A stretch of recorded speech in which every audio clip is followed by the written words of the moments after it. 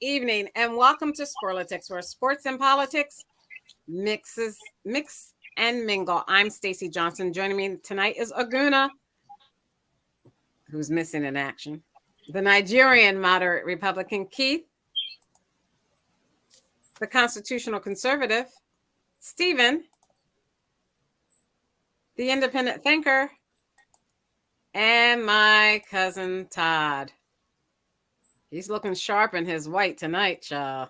You can't tell him nothing. Not white. George, It's cream. It's cream pumpkin. cream. It's a cream pumpkin. No, it's George just Santos, freshman congressman, arrested today as he pleaded not guilty to over 10 counts of fraud. The 76ers play the Celtics in Philadelphia tonight. I hope Aguna is going to discuss it with us here as opposed to being at the game. We'll see. Should you be worried about the debt ceiling if you plan on retiring in the next few years? And find out which states will be affected the most as Wall Street is eerily quiet about the real idea that the U.S. government might default on its bills. Soldiers assigned to the 1st Infantry Division took part in a mass reenlistment ceremony Sunday ahead of the NASCAR Cup Series Advent Health 400 race in Kansas City. Stephen will talk about it. 11,000 immigrants were taken into custody at the U.S. border ahead of the end of Title 42. The Georgia Bulldogs championship football team declines the White House invitation, saying the date the White House proposes doesn't work. President Biden met with Speaker Kevin McCarthy, House Minority Leader Hakeem Jeffries, Senate Majority Leader Chuck Schumer, and Senate Minority Leader Mitch McConnell today to discuss this debt ceiling, and we'll talk about what they were able to come up with. The LSU, Louisiana State University's women's basketball team, will visit the White House on the same day as the UConn men's team. However, there was some controversy around LSU when First Lady Jill Biden, Dr. Jill Biden, suggested inviting both the Tigers and the runner-up Iowa to the White House. Former President Trump is found guilty on charges of sexually abusing E. Jean Carroll in a civil case. He plans to continue his campaign activities regardless.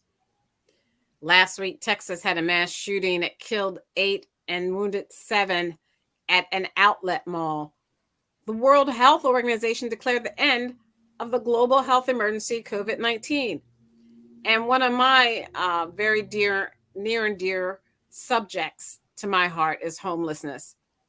Phoenix dismantles, the city of Phoenix dismantles a homeless encampment one block at a time.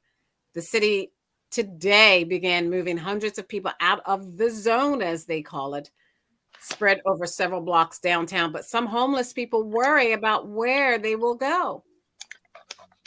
CNN reports that GOP megadonor Harlan Crow rebuffs congressional requests to disclose details about travel and real estate deals with Clarence Thomas, and more if we can fit it in. First up, Stephen, with NASCAR. That was a great thing they did with that infantry and the re-enlistment. But who won? Denny Hamlin won the race. And it was a great race. This Kansas was no disappointment. It's a 1.5 mile track. It was from beginning to end. It was racing the entire time. It was competitive the entire time. Everybody was just incredible. But then we had a problem at the end of the race again, because my guy Ross Chastain, who I have the house on because every year I pick him to win it all, he punched a guy. Noah Gregson drives a 42 car. They got into a scuff, and then he just backed up a little bit and then gave him a pretty good little punch. And so we haven't heard anything from that yet. It just happened Sunday. It's only Wednesday, so we don't know yet. But this is another thing about Ross Chastain, and I just found out today.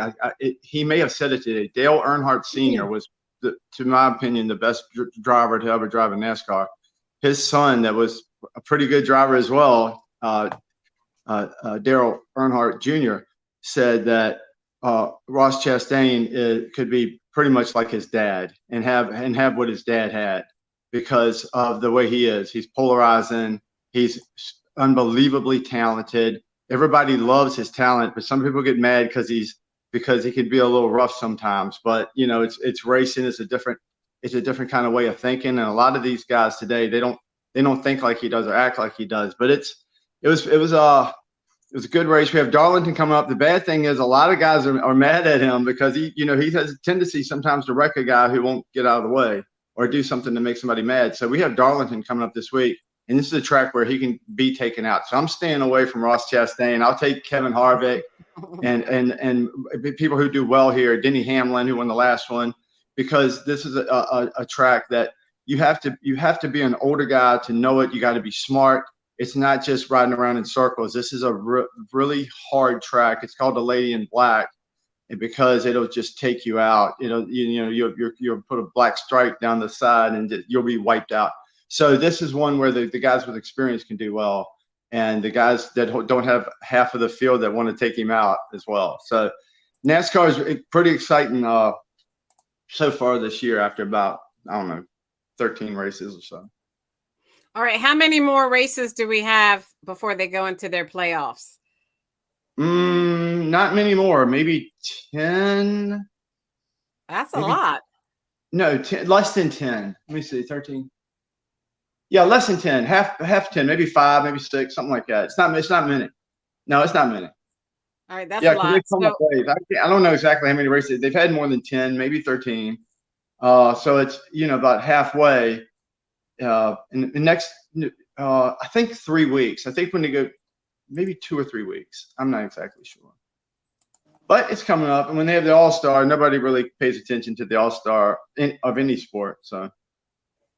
All right, so let's talk about the NBA playoffs going on. Usually, good and well, I usually have a fit about Keith coming on in his car, and then here comes Aguna in his car. So, Aguna, Keith's got some smoke for you about that. Yeah. Well, what kind of? Sorry about that. This is that time of year where my son has soccer tryouts everywhere, so I'm being a soccer dad.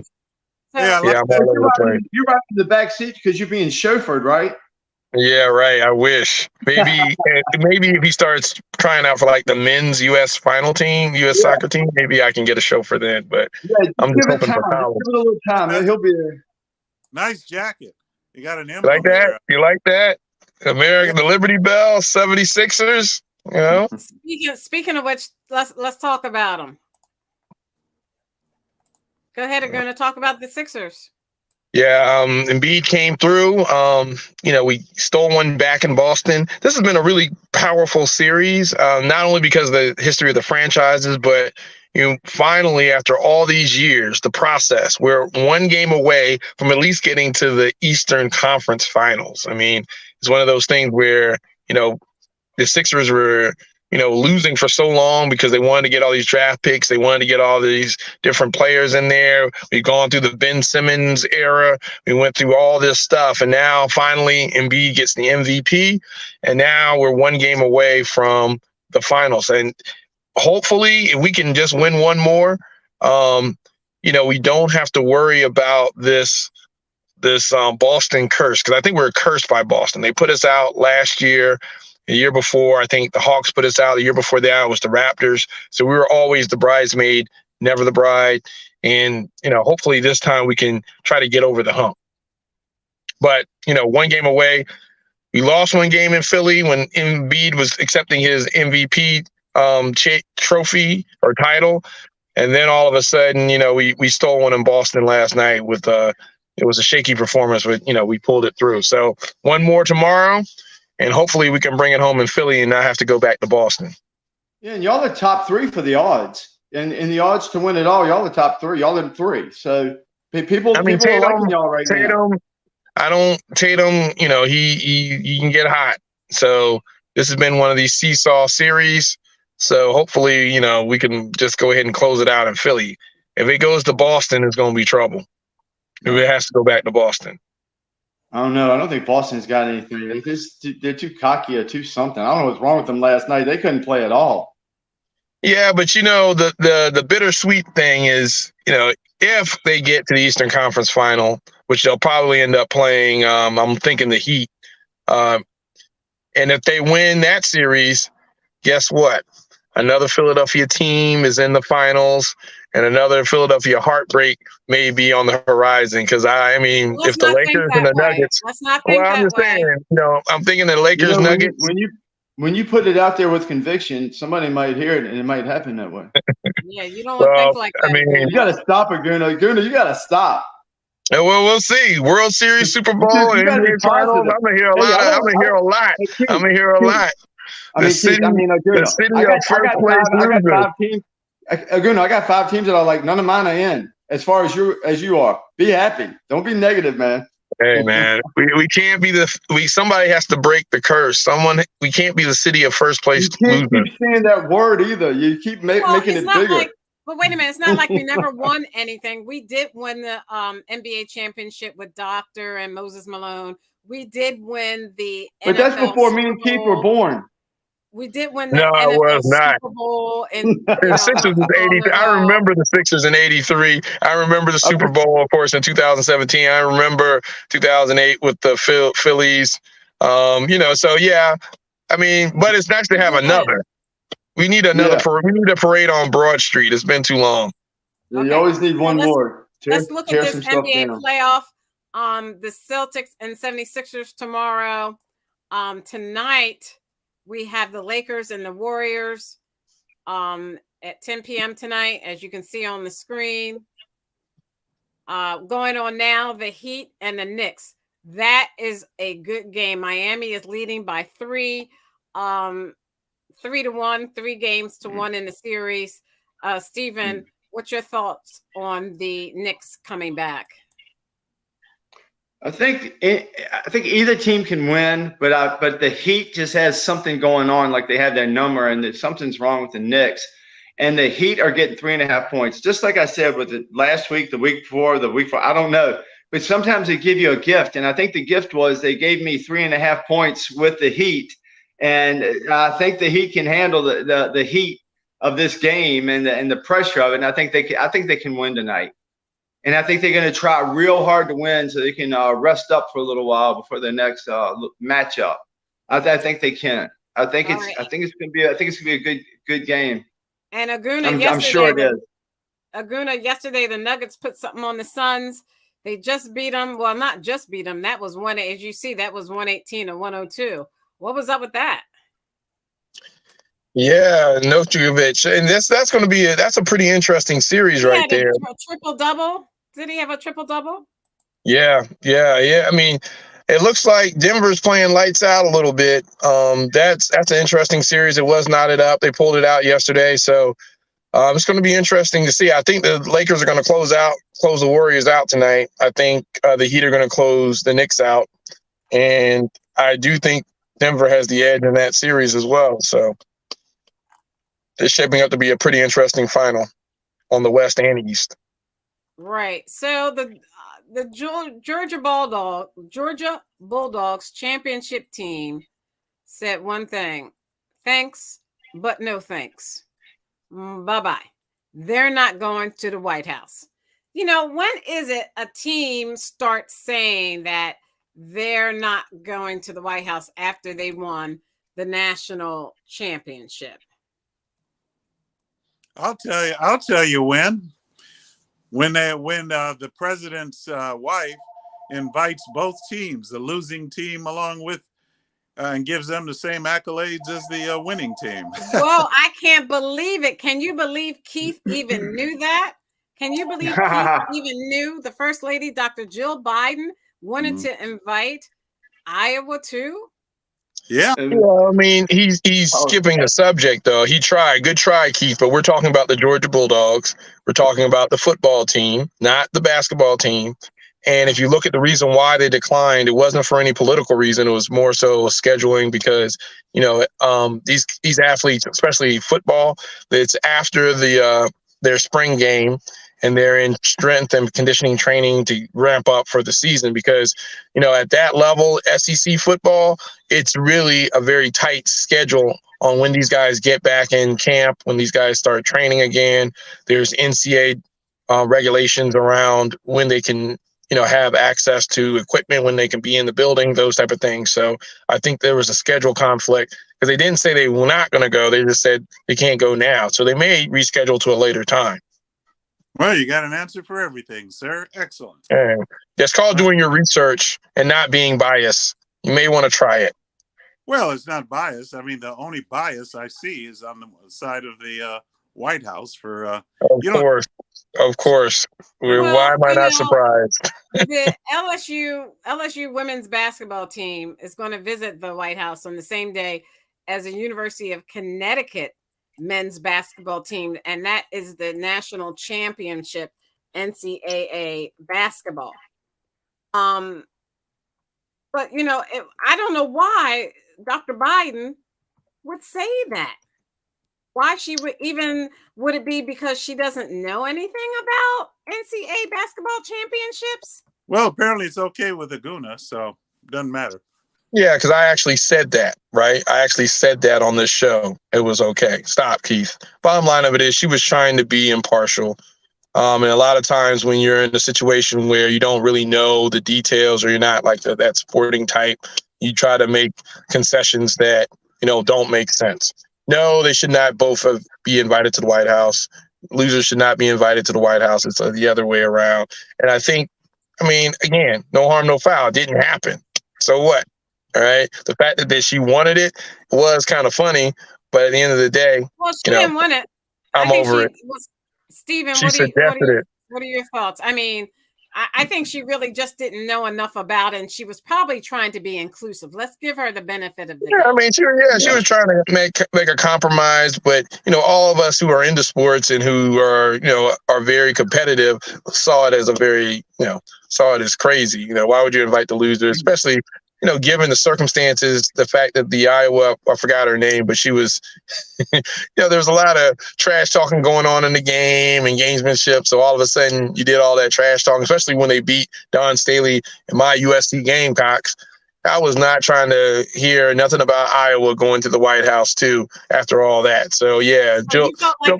Biden, she tried, but it wasn't. Iowa went to the White House. The Gamecocks should have been invited as well. Yeah, and see, where do you stop? Everybody that went to the Final Four get to go to the White House? No, bottom line of it, she was trying to be inclusive. She was trying to compromise in a situation that didn't require that. Well, she was trying to be nice. Stacey, what I think last part up about inviting everybody. When does it stop? It stops with the two teams going. That's it, which is how it should have been from the very beginning. No, it should not have been, Todd. Yes, it should have. What is the Come big on deal? now. Those girls worked hard. So what? Both teams worked hard. And, don't fall into the participation trophy. It's a ninth place loser. Get out of here. The winners go to the White House. All this other stuff. Both teams should have gone to the White House. And it should have always been that way because So should both teams get a trophy? Why are you bringing other stuff into it? I said I'm just saying. I don't agree with that. So therefore, you say all kinds of crazy things around the winner. Anyway. Yeah. So if it's crazy that the winner goes to the White House, I don't know what else to be saying. That, ma'am. I said both teams should go to the White House. Completely disagree, Todd. That is not how things are done. Because you are a Republican. And you're confused. I'm a Republican because I want winners to be recognized. Winners are recognized, and so basically, both Trump and Biden should have been president. See, Republican. Now you're going crazy yet again. Both And teams. even though I Trump thought lost, he should have been invited to the White House I thought. they should have both. Okay. Come on, So, All like right. I got said, a I winner thought and it a was a loser. nice idea for her The to left invite is both, which is how it should have always been. Both teams played hard, and they both should have been invited. Get your Okay, mind. Don't that's not stay how it stuck. works, non-athlete. In the real This world is at all. That's not how why Yeah, it works. if- That's not how This is sports why work. Go you ahead, people are Steven. stuck on if both stupid. if both teams decided to go, I wouldn't have a problem with it. She lives in we can't get mad at her about this, but mad at her about other things, whatever, I don't know. But she lives in a bubble. She has tea parties and Where's they the eat bubble, lady Republican? fingers. They eat lady fingers at this bar. She don't know from sports and nothing probably. And she's Okay. just trying to be a good hostess at her house, at the White House. And she's like, you know what? Let's let all these ladies come or men come or whatever. But I can't even. It's been so many arguments. I don't know who's coming or not coming. But she was trying to be. She would like. I'm going to say she's trying to be inclusive. She's trying to be cool. She's trying to say, look, everybody, come on in. We're good to have you. I don't have any fault with that at all because everybody knows who won. The one team has a trophy. One team doesn't. They didn't get a participation trophy. So it's just. It's a big bag of not very much. Boy, we really All do right. live in a different era. I tell you, new normal. Oh, I hate it. No, it's just like what there's so much more to worry about. This is not a big thing to put on your mind and be like, we need to straighten this out, man. We need to all get together and say, this ain't happening. This is the hill I'm going to die on. Right. And this is not the Okay, debt so- ceiling debate. No, this ain't too much, man. It's just inviting people to come to the White House and eat some lady fingers, or if Trump's in there at Burger King and McDonald's. Speaking Yeah, of that's which, all it was. Bigger Macasa. Bigger why are we Macasa. worried about it? I mean, the death ceiling is going to always be like this with these All right. people. They All want to. right, Todd. I don't know what you're talking about, Todd. The debt ceiling, Todd. He sounds just like Todd. You know how Todd No, will come he in at never the end of the sounds report? like me. Don't be ridiculous. He does not sound anything like me. Yeah. Matter of fact, I'm getting overheated. Take that All Hey, right, coat off. man, what in the world? You getting hot flashes, Todd? No, ma'am, I'm not. So if you look at our screen tomorrow, the 2023 NFL schedule will be Yes. released. Stephen, your Washington Redskins. Commanders, unfortunately, I don't think they'll be in one of these. It says ESPN will get 3 Monday night. Hello. Three Monday night double headers this season. What is this, 1980? What do you mean? A phone That ring? phone, the Oh, I'm sorry, phone that was my on there. phone. Sorry. It sounds like a rotary phone. I bet you it is. The way Todd's laughing, it is a rotary phone. He's All right, upset. so you I'm see not that laughing, I was just making fun of. ESPN will get flex scheduling. Let's see if I can get rid of this. ESPN will get flex scheduling. I can't get rid of this screen. Anyway, Well, you Aguna, probably you couldn't wanna- because you live in the 80s. okay, here it is. With that ESPN will get rotary flex phone. scheduling for the first time for Monday Night Football for 70s. weeks 12 through 17. Teams can now be featured on Amazon Prime's Thursday Night Football schedule twice during the regular season. And in the previous years, it was only one appearance. The league will have a triple header on Christmas Monday with airing of the games on CBS, Fox, and ESPN. That'll be really nice. Including the Eagles. And then this morning, the NFL announced that one of those Christmas Day games will be at the Giants at the Eagles, which will be played at 4:25 p.m. and air on Fox. Aguna. Yeah, I'm not too happy about that game because I'm going to be What? I'm be in Jamaica, so I can't go to the game. And that's usually the game that my nephew. So I think my nephew and my brother may end up going to that game. So yeah, that's pretty cool. I love the schedule release. They made it. This is the second year where they made it in May because they saw that, hey, let's have it after the draft. Let's have a build up. Let's do some leaks. Let's get some excitement around it. And they've done a pretty good job of that. They also are having a lot of international games. I think the Bills are playing. I think there are nine games that are going to be overseas this year, Oh, wow. which is pretty cool. Yeah. You So think that's cool? You like that? I do think that's pretty cool. Just to kind of, to be in a different neutral site and to play football, especially in Europe, because the World League or whatever, football league back in the day crashed or whatever. But no, I think this is pretty cool just to have, especially the fans. Like Jacksonville, they don't sell out their home stadium a lot, which I will say they're going to be better this year. But yeah, it's good to have the NFL all around the world and stuff like that. But I'm really looking forward to the schedule. It's a lot of good matchups, especially for the Eagles. The Eagles play the Chiefs. They play San Francisco again. Of course, all the times that we play the Cowboys is going to be good. We also play the AFC East. So we play we're going to play Aaron Rodgers in New York. We're going to play Josh Allen in Buffalo. We're going to play Tua. It's going to be Tua versus Hurts.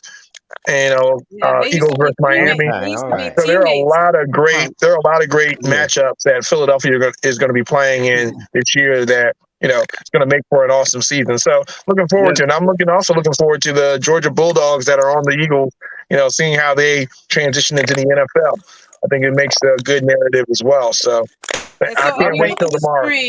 It says the league also revealed this morning that one of the more anticipated matchups this season will be the Bengals at the Chiefs, and it will be played on New Year's Eve. Wow! Oh, wow. And I think the Miss Mother Kelsey leaked that the Eagles Chiefs will be the second game in week 2. We'll see if that's true or not, but that's the Super Bowl rematch because the winner of the Super Bowl usually plays Thursday night before, and then I think it may be the Chiefs Bills or something like that, and then they may end up playing the Eagles the second week. So that makes a really good, interesting schedule, coming up. Now you said you were going to be if I can talk about the Commanders real quick, gosh. I do think the Commanders are going to go from worst to first place in our division this year because that's how patterns happen. That's how things happen. And the Eagles, who've done so well for the last couple of years, they're going to take a step back. Unfortunately, they'll finish second, or they'll even make the playoffs. I don't know, but I think the Redskins are going to win the division, and I'm betting on that because y'all lost a lot, and you've gained some that you don't even know what you have just yet.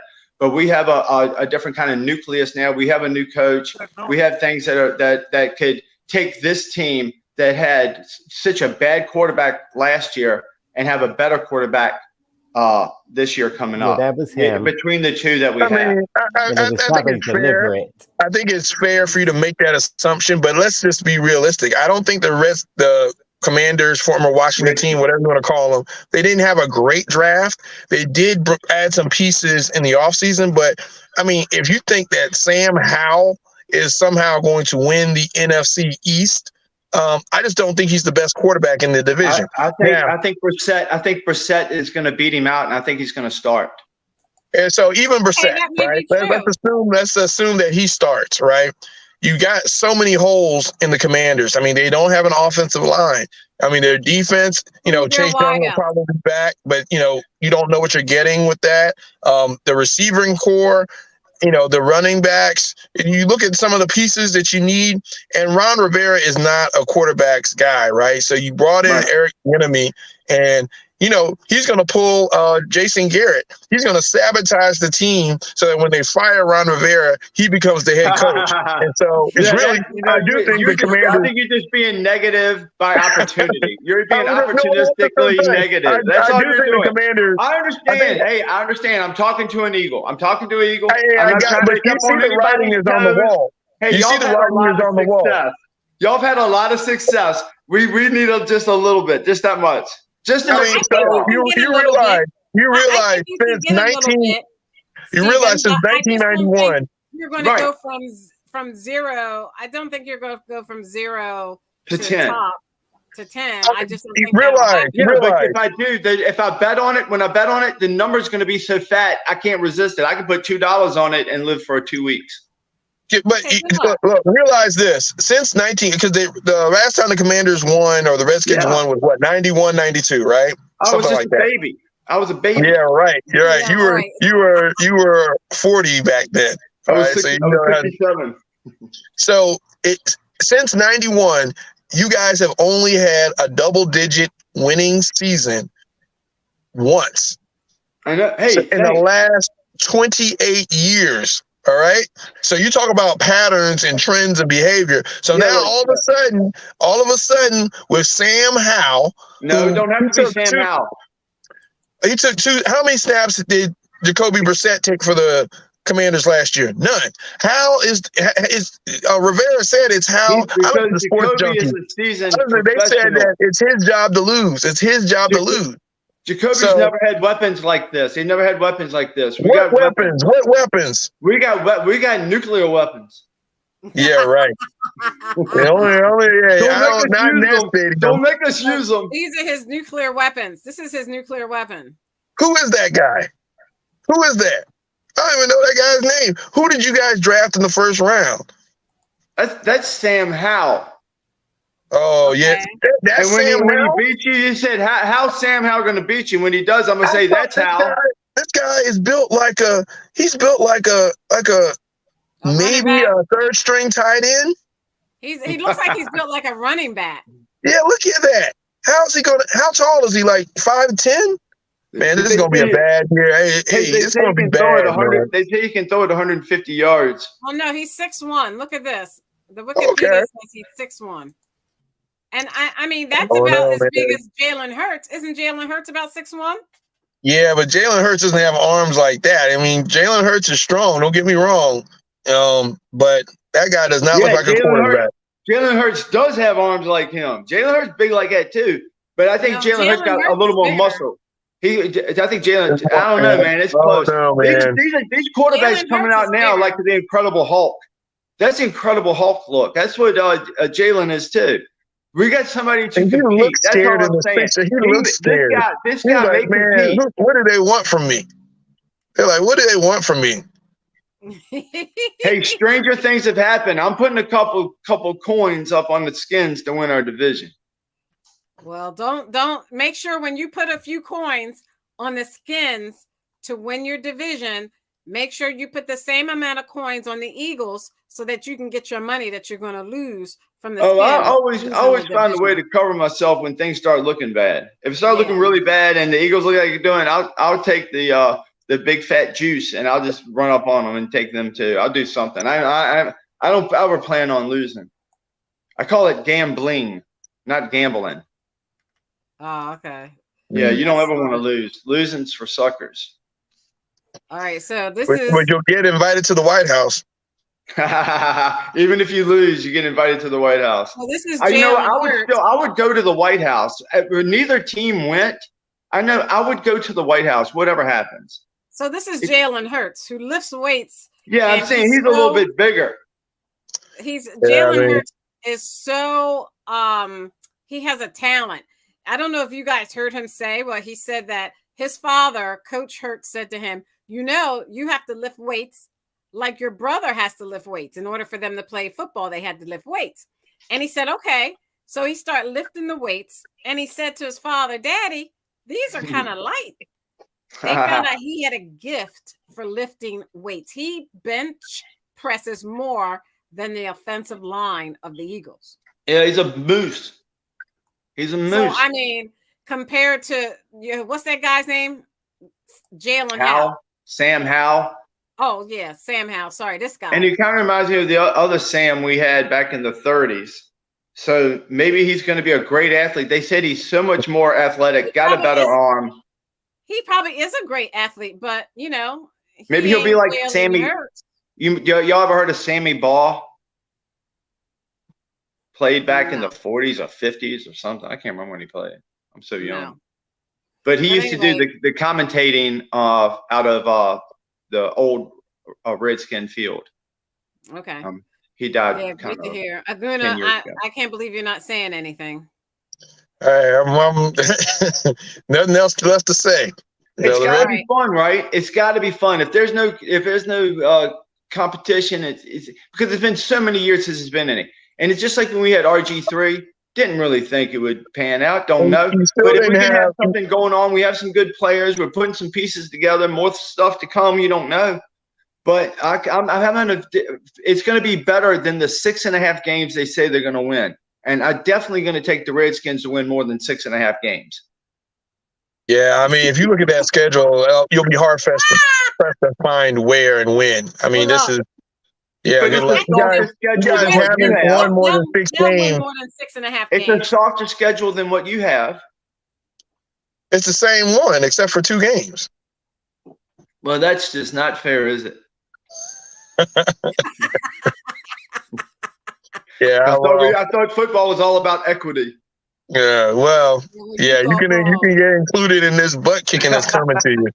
Right. So just get ready for it.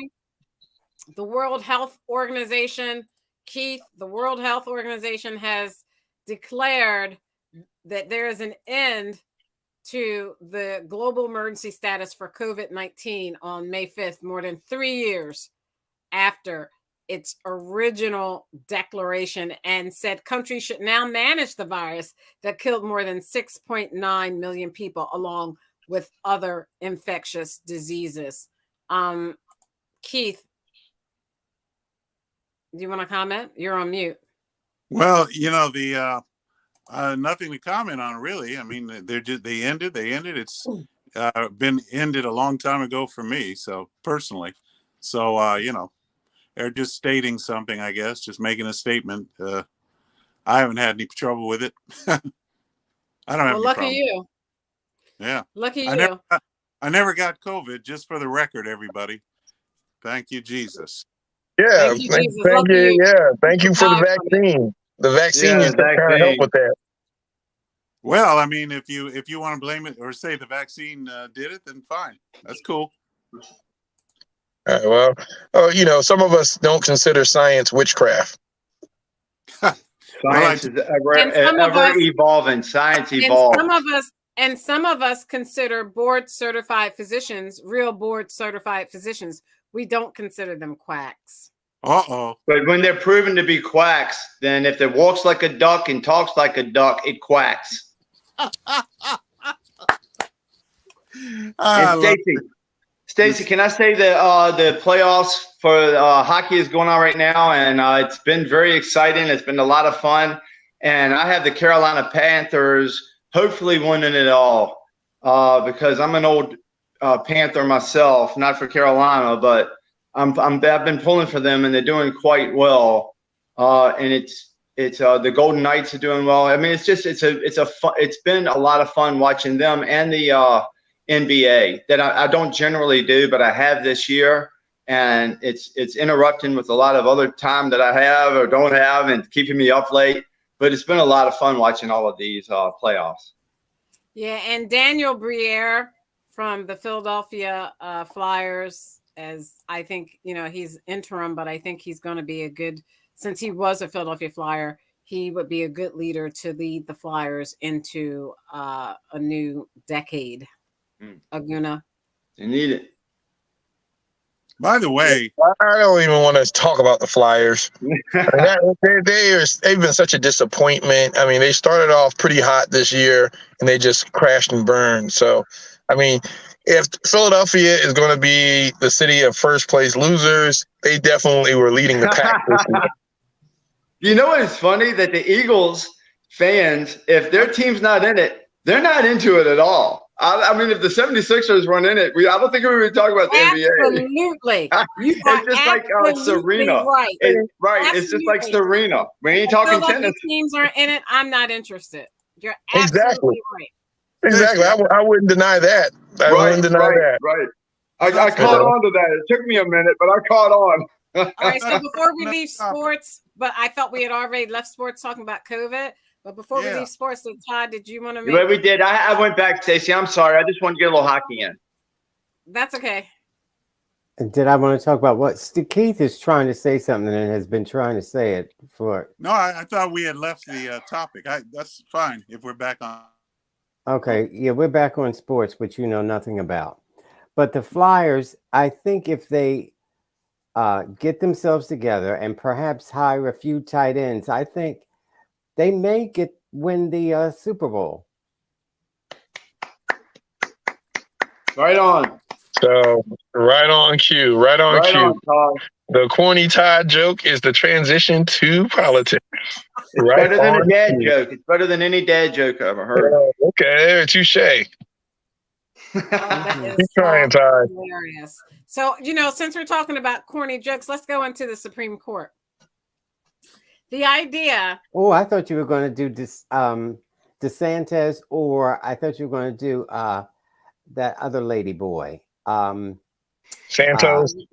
Santos. How did you Okay, know go that? ahead, do Santos. Go do Oh, Santos. no. I thought just because the way you set it up, speaking of a joke, I thought. No, go ahead, do Santos. So the freshman congressman was arrested today and not remanded. He made bail $500,000 over 10 counts against him that would give him so many years that he could never live through the years that these 10 counts would give him. Let's start with Keith. Keith, should Santos quit? Why should he quit? I mean, the Democrats would never quit. So why? I mean, they don't. Is that what you're basing it on? Yeah, I'm saying that his standard. You're basing it on what Democrats would do, and come on, man. And not you have more substance to you. I believe in you, Keith. You can have more substance than that. Let's say something more substantive than that. Come on, let's try it again. Because I'm doing that because it won't make a difference whether he quits or stays. Things don't change because of him. He's just the guy they picked to pick on. And whether he did it or not is irrelevant because it's not going to make a difference. I guarantee you, not going to change anything. So whatever he does is up to him. That's the way I look at this. How doom and gloom. So let me get you in here, Todd. If you look at the screen on here, according to the AP, written by Jake Offenhertz and Michael Sizak 2 hours ago, George Santos pleads not guilty to federal indictment and says he won't resign. Todd, my thought process is this. He may be sick. He may have some sort of mental health illness where he could do all the things he did and then say he's not going to resign and he is innocent. What makes you think he has a mental illness? Different? Because anyone who would tell so many tales about their background, about their education, about their mother being in a Holocaust survivor. Like Joe Biden. Yes, but him saying he was a Jewish, about his mother being in the Twin Towers during 9/11, him working for Goldman Sachs, like Joe Biden. on and on and on. And the kicker for him now is, guess what? I get to write a book and make a lot of money. Like Joe Biden. Yeah. Todd. Like okay. I don't know if you can consider him mentally ill. He's just a typical Republican con artist. There is Donald Trump. So once he saw Donald Trump in action, he figured, shoot, let me get in the game. Yeah. And so therefore he felt like he can lie and steal, because these are campaign finances he was spending on his personal use, allegedly. And also, the monies that people were getting when the coronavirus was ravishing the United States, he claimed he didn't have a job and he needed that money. So he got that money. But then the facts came out that he was making $120,000 working while getting that money. So these are all the alleged crimes he's committed. So we'll have to see how that plays out in court. But if he is guilty of these things, he should go to jail. And one count you can get 20 years on. That's the main count. But he should resign. But he's not going to do that because you have people like Keith who don't care. He doesn't care that he has committed fraud. He's stolen, allegedly, from you, Keith and Stephen. And so I think what Keith has to do is pretend he's black. Then you say, throw the book at him. I think he should go under the jail. I think he should get the electric chair. Right, Keith? Well, let's hold them all to the same standard. Let's hold them all to the standard of the Democrats or the standard of the Republicans. So let's hold them all to the either standard. It'll be the So- Democrat. So, Okay. Stephen, Hold them to I that. want you to look at the screen. It says George Santos, infamous for fabricating his life story, pleaded not guilty today to charges Wednesday today to charges he duped donors, stole from his campaign, and lied to Congress about being a millionaire, all while cheating to collect unemployment benefits he didn't deserve. What do you think deserves to happen to him, Stephen? Well, this is just came out just recently. What he's going to do is now it's not, they don't use these words. I'm using my words, but he's going to pretend he's a woman and he's going to be a trans guy now. So that's going to make him untouchable. Plus, he's got corporate sponsorship. He's got Santos has Mentos is one of his sponsors now that's going to help pay for his lawyers, and also Fritos to help free him. And they got a whole campaign ad about free Santos, free Fritos to free Santos, and all this. It's all Mentos. It's all a bunch of crap. And so he's going to pretend to be a woman. Nothing can happen to him. If he goes to jail, he's going to go to a woman's jail, and it's not going to be as bad as being in a men's jail. So it's going to turn out all right for him no matter what. And maybe they'll get a guy in there that can be more of a normal person. Maybe more of a normal person can take his place, and they can represent the people better. Okay, now just to be clear, because people are listening to you. Okay. You said nothing's going to happen to him. What does that mean in English? Because he's declaring that he's a woman now. Okay, and he's a woman. And now he's a transsexual, so he's untouchable. So what? He is protected. How is he untouchable? Just because he's protected now. He can do whatever. He can do whatever he wants. He can go dance for 5-year-olds in their classroom. He can do whatever he wants now. He can do whatever. He's got carte blanche. He can do whatever. He's the most protected person on earth. Okay, Aguna. Let me get Aguna in here. He's protected. Why do you keep repeating yourself? Listen, come on, Todd. Come on. Let's roll. Let's all roll together, Todd. Let's all roll together. Does not He's trying to be funny. The fact that I thought it was pretty funny. Committed. Oh, is that what that whole thing was? A joke? I thought it was funny. You know, comedy is subjective. Comedy is subjective. You know, like he's really not coming out as a tranny. I'm just making all that part up. That's a joke. Okay. Well, I mean, it would be smart. If anything happens to me, I'm gonna say I'm a tranny now. Between you and Keith, don't arrest me. I'm train. Between you and Keith, you're fixated on gay people and transgendered people. Why are you? It was just funny, Todd. It's just humor on that. I know the people on the left don't have a sense of humor, but Todd, try really hard. Life's too short. You and Keith almost fainted when Bruce Jenner transitioned, and you never got over that. No, I'm fine with that. He can do whatever he wants. I just liked him better when he was winning decathlon. Keith never got over that, but Aguna. So we haven't gotten over Michael Sam or whatever. What's going on? Yeah, okay. When you see George Santos, he should resign. There was a time. No, Aguna, is he any different than a lot of the U.S. House representatives who have been, tried, indicted, and convicted for crimes and still are part of the House? How many? I don't know. I'm not off the top of my head. I don't know any. So if that is the case, they should resign. I mean, I'm not talking about, I don't need to deflect to what the Democrats do or what the Republicans do. It's what we as Americans should hold as a standard. At the end of the day, this guy was a fraud. He should leave. I mean, let the people reelect who they want. In a Republican, we're in a representative republic, right? Or a democracy or whatever we want to call ourselves, right? Changes from day to day. But at the end of the day, this dude is a fraud. I mean, they have proof. The gaslight and to try to deflect and try to say, well, the Democrats, look, as an American, we should want higher standards for our representatives. Let them resign. There was a time in this country where it didn't matter if he was a Republican or a Democrat. Congress would push for him to resign. Across the aisle. It would be a no-brainer. You know, it wouldn't be a lot of the bureaucracy around, hey, I need votes because I can't, as a speaker, I don't have the votes to pass certain legislation, so I'm going to keep this fraud in office because he's beholden to me. It's not all that stuff going on. It's like, bottom line of it is, you broke ethics, and there is a decorum of the House that needs to be upheld. Get him out of there, period.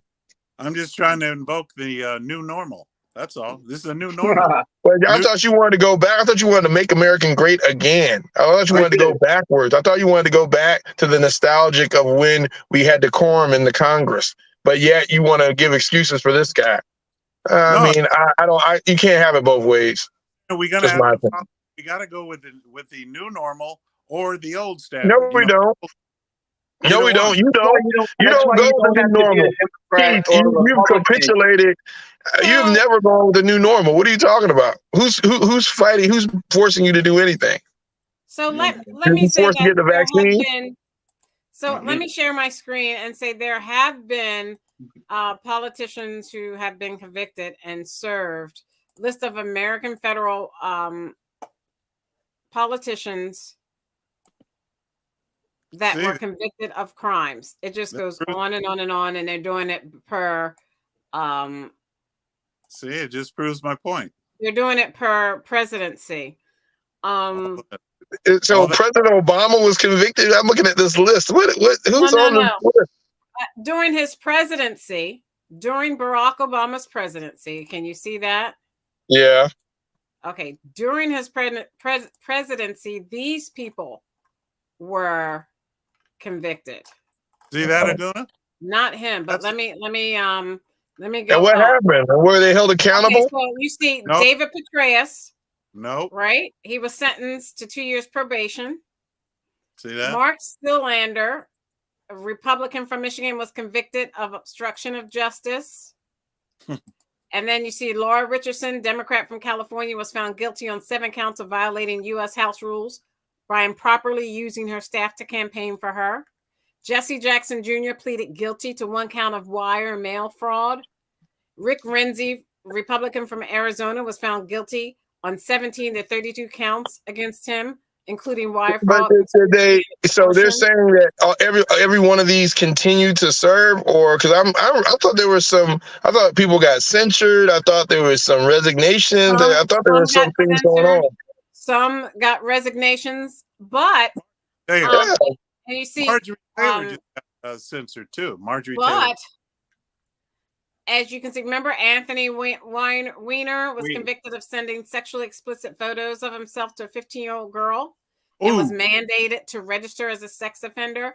But, it comes down to this. It is up to the people. It is up to the people who elected them. It is up to the people of New York. It is up to the people of PA and Florida. It is up to the people of Illinois and Arizona. It is up to the people of New York when it comes to Santos, whether or not they want him to remain in office. Just look at Marion Barry. Look at Marion Barry in D.C. Marion Barry was convicted and went to jail for crack and put back in D.C. council. Woo. So it's up to the people to decide who will represent them. Right. So are you saying they should have a special election to see if he gets reelected or something? What do you? Because the election has already been held and all this stuff came out. Now, shame on the people who didn't do their due diligence prior to the election, because I think a lot of this information was in the public space. But now that it's there, they don't have any reports but to wait till the next election cycle. It's up to George Santos to either resign or for him to run again when it's his time, and for the people to either vote him in of his district or vote him out. It's their choice. If they want a convict, but they have to wait. But you're saying they have to wait to do that. If he does not resign, they have to wait. But a lot of people are asking him to resign. In the United States, you are what? You're innocent until proven guilty. But he probably should resign because nobody really likes him. But before this, nobody liked him. He just doesn't seem to be able to tell the truth, and he doesn't seem like to be a good guy. So if that's the case, then just find somebody who is a good person to represent the people, because most people are good people. This guy just seems like a sleazebag. I want to He's in. move on to the Supreme Court and how the Supreme Court doesn't feel as though they need anyone to watch over them and no one to make sure that they are doing the right thing. Aguna, let's start with you. How are we going to make sure that the Supreme Court abides by ethics regulations just like any of us would if we were in those positions? I mean, isn't the Supreme Court self-governing, right? So it's up to them to investigate and to censor or, do their due diligence to see exactly what happened.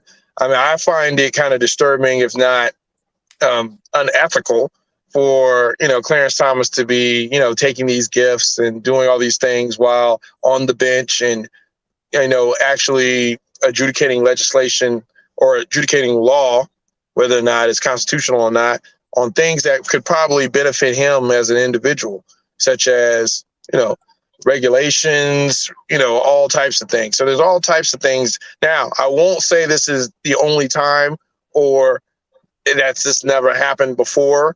Again, I'm not like Keith. I don't want to deflect. I'm talking specifically about Clarence Thomas and the situation that he's in. I think that warrants an investigation because you don't want, I mean, these guys, the judiciary branch of the government, they don't make law, but they do interpret it to be constitutional or not, right? And you don't want outside influence, crafting or, pushing the judicial branch, because it already happens in the legislative branch enough. You have all the lobbying, you have, campaign finance, you have special interest groups. Yeah, that's already well indoctrinated in the legislative branch. And if it's in the judicial branch, we're very much in trouble, because there's no balanced government. It's all run by corporations at that point. So I think these are warrant investigations. So Stephen, if you look at the screen that I just presented, a new Supreme Court case seeks to legalize assault weapons in all 50 states. A case on the court's shadow docket could strike down state and local bans and on AR-15s and similar weapons. This was written by Ian Millshauser yesterday at 4:30 p.m. Stephen, how can, with shootings throughout America, and we just saw one in Texas last week where 8 people were killed and 7 people were injured at a Texas mall, how can the Supreme Court do that and take that power away from the states? They can't do that. If they try to do it, they're going to have a problem on their hands. These guns that are in question is a fashionable gun to hate because it looks like a weapon of war, but it's not, and it's not an automatic. And they only kill, I think, about 0.5% of the population out there. There's all kinds of other guns that kill a lot more people than these guns, and knives and feet and hands and headbutts. People die from a lot more things that could kill you, but weapons that could kill you than this gun. But they want to say AR-15 or AK-47. They don't mention that anymore. It's just the AR-15. We got to do away with it. It's the scariest thing in the world. It's really not. It's a 22. 22 is not that big and badass. It's not that great of a gun, but it's good for home protection. It's good for what you need. Now this is what they look like. This looks like a pretty big gun if you're looking at it. But you got to take the shell as a 22. A big shell is a 50 caliber, a 45. That's pretty big, and that looks like a weapon of war. Keith, does that look like a weapon of war to you? There are no weapons of war that civilians can have. Keith?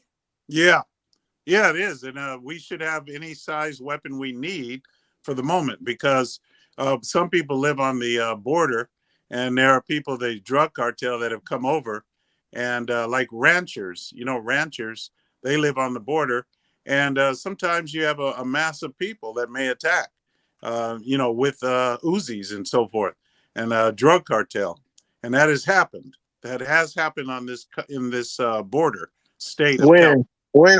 So ranchers that have been attacked by the cartel? Yeah. Okay, yeah. When? I don't say I know them personally, but I have heard stories of that.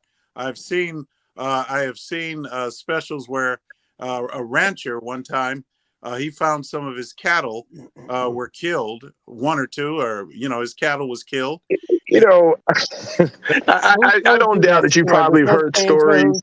So they do Santos told you that, right? Yes, I mean, come on. I mean, look. on this side of the border. No, see, you need to wake up a little bit, sir, because it No, I mean, I just happens. And so, besides the second, sure they happen in your head. They happen, and you use them to try to scare. I mean, again, these scare tactics and things of that nature. And I'm not disagreeing that people need to defend themselves, but to try to use extreme cases that you can't prove to justify weapons of war to private citizens is just ridiculous. it's like gang warfare. You know, There's no weapons of war. when you have a massive, That's a matter of opinion. No, it's not a matter of opinion. It's a matter of fact. The AR-15 is not a weapon Only of in your war. mind, Stephen. People Your who go opinion to is war not a do fact, not use man. AR-15s. Stop. People So don't. let me People, ask you this. So let me ask you this. Now, I want you to look at this screen. Excuse me. Look at the screen, and it says the Supreme Court could hand down a decision any day now in National Association for Gun Rights versus City of Naperville, a case that could legalize assault weapons and high-capacity magazines in all 50 states. Todd, why do we need assault weapons and high-capacity magazines in all 50 states when we have these shootings taking place? I'll tell you why. Because we have more and more masses of people going around shooting at random. You have people that are shooting, and you have masses of people that are attacking, property and attacking people. It is happening all over the country. So it is important that you have a gun that can have with a high capacity that could take a crowd of people that might be coming at you. So we just had a mass shooting in Texas, right? What private citizen defended themselves with an AR-15 or whatever during that mass shooting? Nobody. I mean, it was a security guard that engaged the person. It wasn't a private citizen. And Texas is very liberal, if you would, when it comes to guns and owning guns. Austin, There was no right? hero that came out of the woodwork and saved everybody. I mean, it's a farce. This is a farce. The fact that you sit here and keep saying that, hey, we need all these weapons to protect us from somebody else.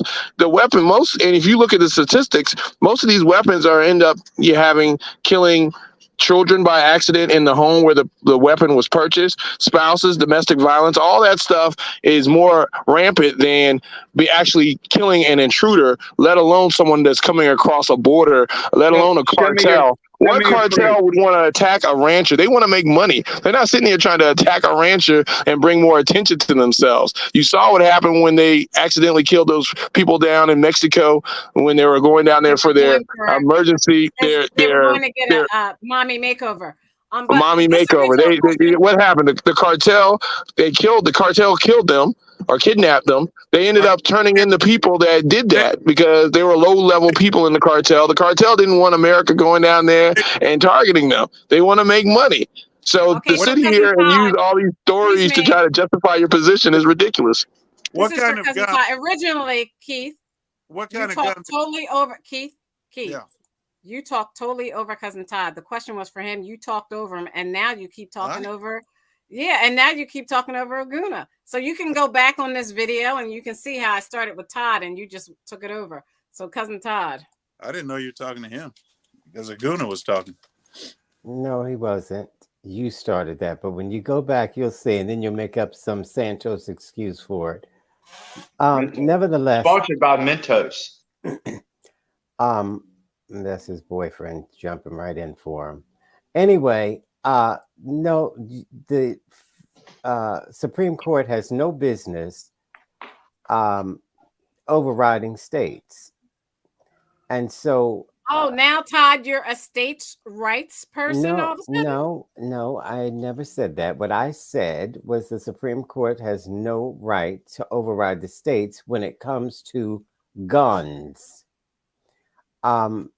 And these weapons of war, it is just ridiculous. And how they continue this silly argument. It's not weapons of war, not weapons of war, not weapons of... And he repeats himself. There's a mental problem there. Watch people that repeat themselves constantly. Those are the guns that are used to destroy. Hunters don't even use those kinds of guns because there's nothing left of the animal once you shoot it. True.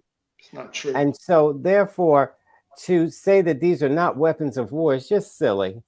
Now, nobody's saying you can't have a handgun. Nobody is saying you can't have a shotgun. And they couldn't kill people. What we're saying is these weapons were used in the military. And They were so not. These weapons are not used in the military. You've already said that over But then and stop over lying. again.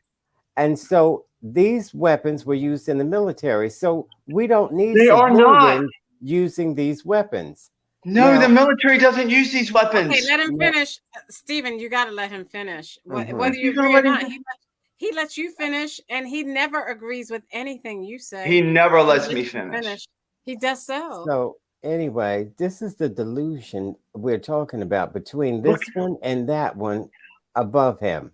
So this is what people don't want. These weapons of war on the streets. They should be in the hands of the military and or some police, but not in civilian hands, because these are the guns that are used over and over and over to do these mass shootings. About 200 people die from these guns a year. Speaking of which, Title 42. It's about to end. How many of those people do you know, Stephen? Whenever there's a mass shooting, these are the weapons. People die more from pistols than they do AR-15s. They die more from pistols. Well, one person is too much. How about that, Stephen? One person is too much. Then don't drive your car. Don't drive your car. No, we're talking about guns. Don't deflect. We're talking about guns right now. Let's focus. I know it's hard for you. I know it's hard for you, but let's focus on the subject. Everybody dies. Everybody dies. It's a dangerous world. You sound like a nut right now. You sound like a nut. So you think nobody should have guns? Then you sound like a nut.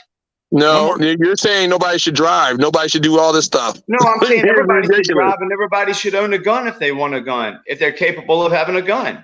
Well, there are certain guns you shouldn't own. That's all we're saying. There should be certain types of restrictions on people that aren't trained. But that's stupid, and it's been tried before. I know it's not. So you're saying that you shouldn't be trained to use a gun? I am trained to use a gun. That's not the point. But that was the point. I said you should get a gun if you have the right training and the right licensing. If you don't think that that's intelligent, I don't know what else to tell you. I mean, talk to police officers. People that are trained to use guns use them nefariously also, Aguna. So well, I mean, but at least it's something. At least it's something. So part of it is done. But that's part. No, it's not. That's part. It's not a silver bullet to say, hey, nobody should have guns. Nobody should have anything. But there should be things in place, safeguards in place that make sense, that are reasonable. It shouldn't just be willy nilly. Anybody can get a gun just because you should get it. Has guns. There's nothing you can do ultimately that's going to stop people who lose their minds from doing stupid crap. And you have to accept that in your life. In that regard, we shouldn't do anything. We shouldn't do anything, right? There's nothing we can do, so we shouldn't do anything. So if 5-year-olds should buy a gun. I said that, right? You said let's not do anything. What is I didn't say that. You did. Hey, hello. What is Title 42, and how has U.S. used it to curb migration? This was written by Rebecca Santana on May 9th, yesterday. This is AP.com, AssociatedPress.com. We'll start with Keith. This week marks the end of the coronavirus restrictions on asylum that have allowed the U.S. to quickly expel migrants at the southern border for the last 3 years.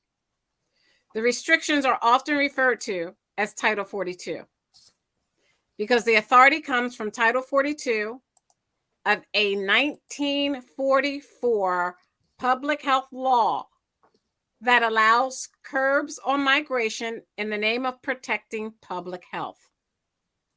The end of Title 42's use has raised questions about what will happen with migration at the U.S.-Mexico border. The Biden administration is preparing for an increase in migrants. And we talked about this a little bit last week. And just the other day, there were 11,000 immigrants at the U.S. borders at Mexico. 11,000. That's why the Biden administration sent down active duty military in an administrative capacity only, not for war, just to help with the paperwork. So, Keith, now that the World Health Organization, as we discussed, declared that COVID is no longer a public health emergency and Title 42 will end this week, how do we curb the influx of immigrants from other countries? Well, the answer to that is to go back to what is already on the books. The laws that are on the books, they haven't been erased. They just haven't been enforced. Trump was the last one to enforce them. And then when Biden got in office, he immediately stopped. What laws were they? These were laws that say that. I mean, of course, that's not true. He didn't change anything. Nothing has changed. Oh, so now I get interrupted. He's still enforcing what Trump had in place. Oh, well, it's a fact. I mean, nothing has changed. So basically, the laws that have been in for years, there are laws that have been there for years. I know this because I've been dealing with illegal immigration in California since 2000, since Bush. And what laws were they that's been changed? God, stop interrupting him. Well, he's got to explain himself. I'm not going to go. No, he has to say whatever it is he wants to say, whether you agree with it or not. I don't agree or disagree. He's not explaining Let him himself. say whatever he wants to say. I cannot produce it for you right now, but the law is on the books. I can give it to you towards the end of the program if you want me to. I mean, if Stacy allows me to, I will give you the actual law that says that they ought to be sent back. And that is on the books. I could do it, but it's up to Stacy. It's her show. So I have it in my file, but I don't have it in front of me. Let's put it that way. And you guys certainly not going to allow me to go back and look at it right now. So okay. I would just say also that that is the problem.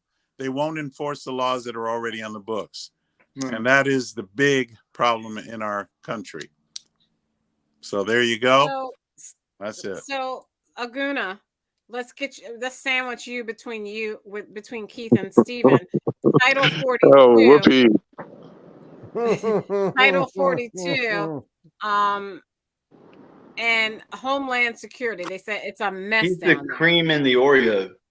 That's why there was a problem, they said, when the Secretary for Homeland Security was testifying. He can't wait. There's a big problem with immigration at the border.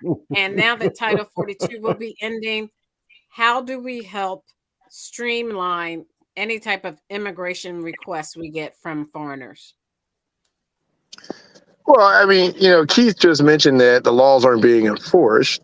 And the big question is why? Are these enforceable laws? Just because, I know people on this show don't go to speed limit. There's certain things that can't be enforced because you don't have infrastructure in place to enforce the laws, or you're not really going at the root cause of why people are coming here to begin with.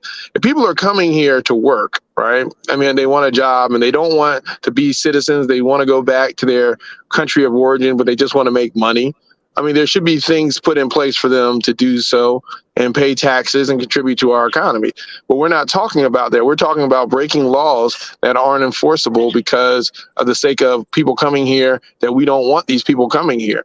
The question is, why are they coming here? And we can accommodate, because again, we're at a very low unemployment rate here in the country. There are certain jobs in this country that people don't want to do and they need people to do. So if there is a sensible solution around being able to having a guest worker program or putting things in place that contribute to the American economy, I'll be all for that. But to just hide behind the fact that, hey, these people are coming here illegally, many of them are coming and seeking asylum, which technically isn't illegal.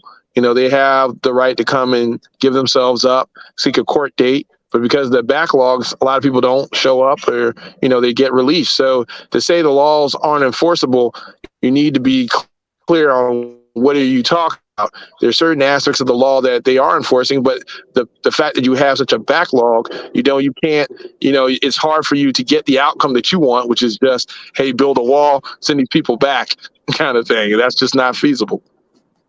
So, Cousin Todd, I'm going to share this article. The Biden U.S. Mexico war. Let me share it. Okay. Biden U.S. Mexico border will be chaotic for a while. This is what President Biden said. I'm sorry, this is for Stephen. I'm supposed to sandwich a guna between Stephen and Keith. The Biden U.S. Mexico border will be chaotic for a while. This is by Lolita Baldor, Tara Kopp, and Colleen Long. It was written American Associated Press yesterday, apnews.com. President Joe Biden predicted Tuesday that the U.S.-Mexico border would be chaotic for a while when pandemic-related restrictions end. She's a genius. 550 active duty troops began arriving, and migrants weighed whether or when to cross. So, what was the president doing by saying that? What do you think his reason was, Stephen? He doesn't have any reason for anything. I don't understand anything he does. For him to all of a sudden feel like, okay, now because we're going to cut this out, it's going to get really bad. It's been bad. We have millions of people here, and there's a lot of people out of those millions that we don't know anything about. We don't know about what kind of diseases they have. They haven't been vetted. We don't know if they're terrorists.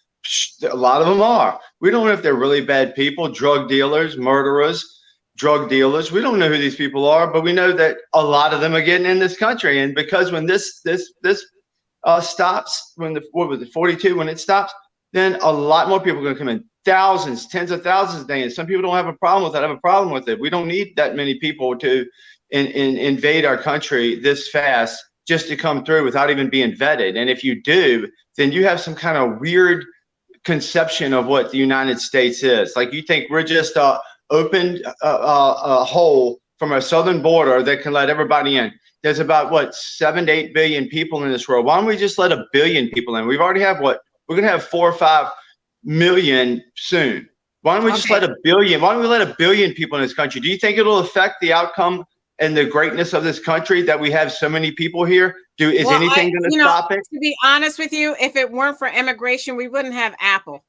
That's not true, Stacey, because enough people are going to, when things get really bad and people can't work, because of AI, and I can't drive a truck, I'm going to pick apples. If I can't do what I do for a living, I'm going to have to do something. And I believe they could still keep this in place because public health is at issue right now. I can't believe nobody's thought of this because so much of an influx of people coming into this country is not good for this country.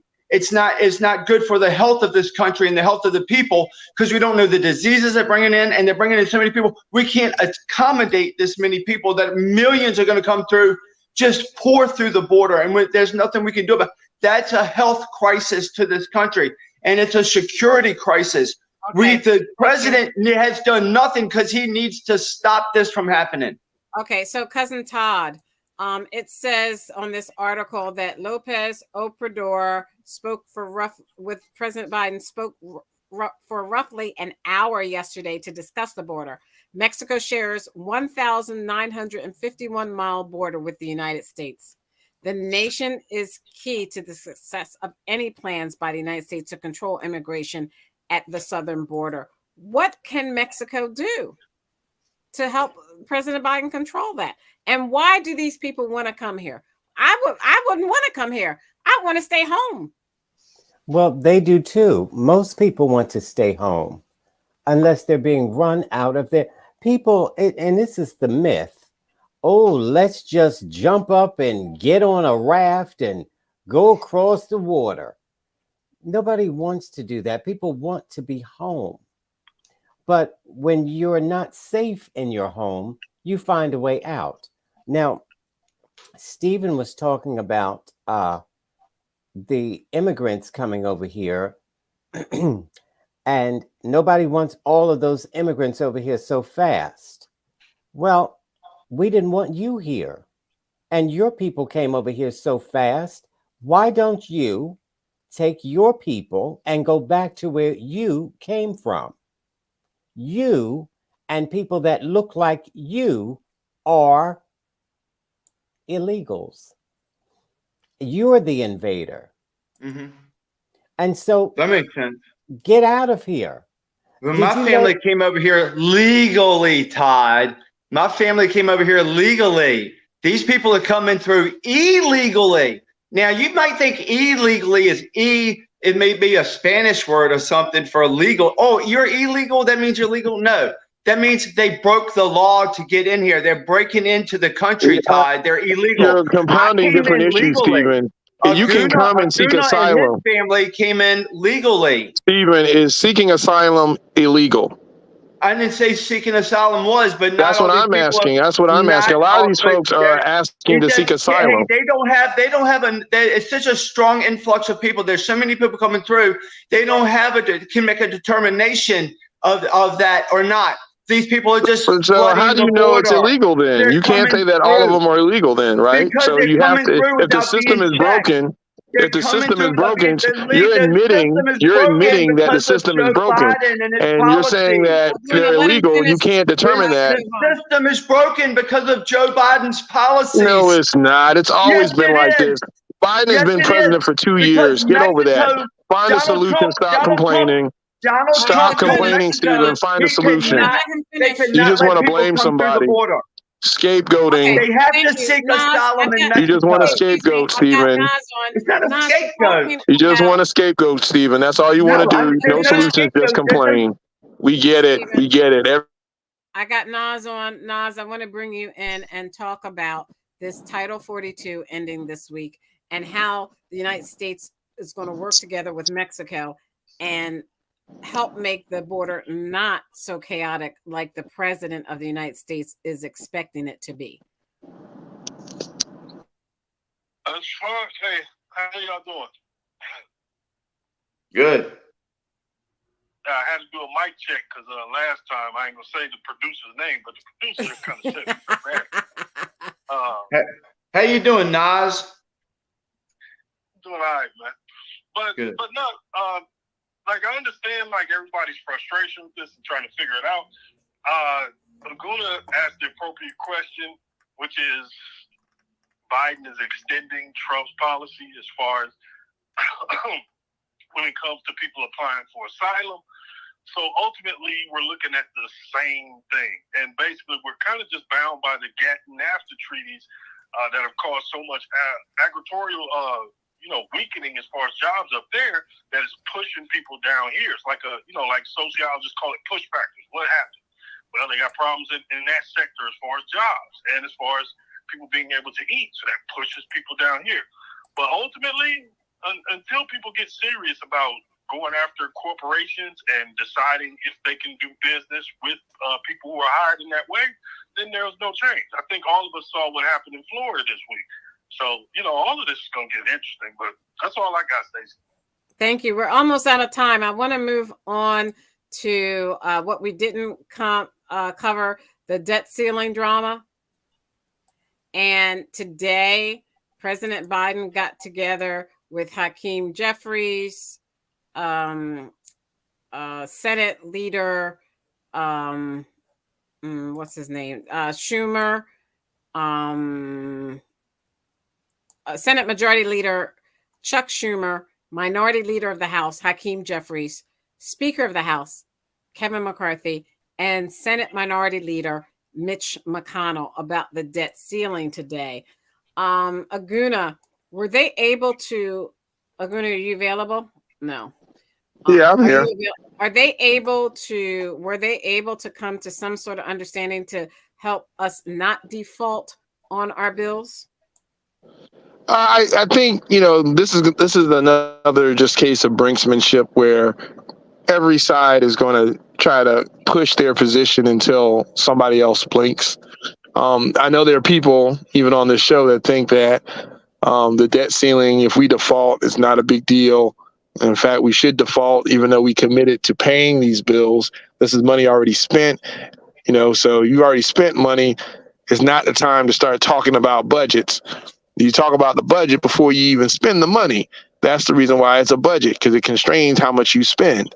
You don't talk about the budget when you're about to pay the bill. You don't go to your credit card company and say, you know what, I really shouldn't have bought these groceries or these clothes.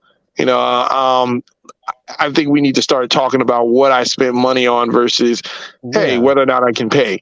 So I think this is just a case in which something's going to get done. And I think you can see by the market's reaction that ultimately they believe that something's going to get done, because you don't see the hysteria that you normally see. Very quiet. They were eerily quiet today, and I must say, not to cut you off, but we have to move on because we're out of time. Stephen, it says a CNN article says that, let me share it. If we don't pay our bills, certain states are going to get hit really, really hard. Florida, Ohio, can you see it? What the screen says? Mm-hmm. Florida, Ohio, and Pennsylvania would also likely lose hundreds of thousands of jobs apiece if there is a breach of the debt ceiling lasting several months.